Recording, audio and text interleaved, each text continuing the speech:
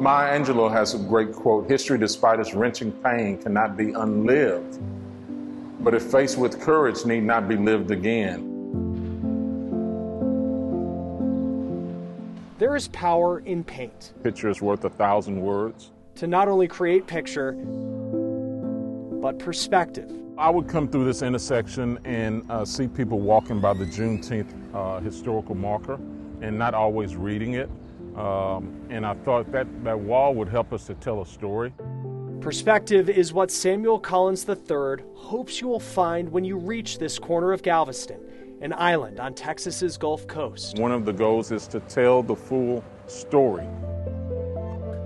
The local historian led the charge to create this mural in the exact place that on June 19, 1865, more than 2 years after the Emancipation Proclamation, Major General Gordon Granger, who arrived in Galveston with Union soldiers, many of whom were black, signed General Order No. 3, letting the slaves of Texas know they were free. The day now recognized as Juneteenth. Slavery was a very dark stain on America, but it's real. It's a real part of who we are as a country. And so while it's hard to talk about, it's important that we can put a face on that history so it is a conversation. Reginald C. Adams hopes that can happen by taking in everything he and his team have painted on this wall, from images of the first Africans to arrive in the Americas through the more than 200 years of slavery to the present day and beyond. I would describe this mural really as an outdoor classroom. There's 1,000 years of history.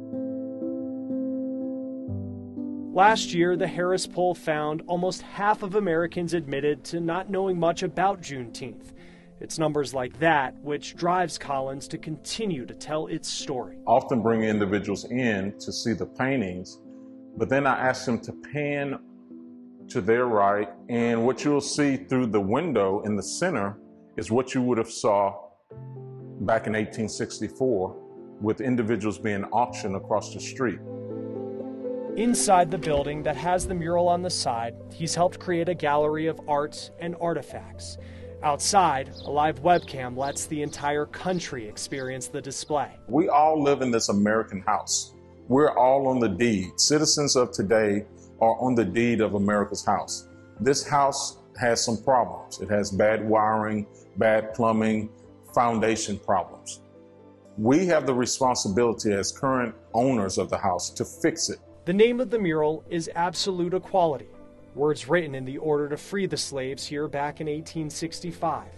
And while art like this helps enlighten and educate on what equality truly means, for it to be truly effective, its meaning must be carried beyond here. I'm not interested in an apology. I'm not interested in trying to go back in the past. I'm interested in what are we going to do today to do the work to make the house better for the future.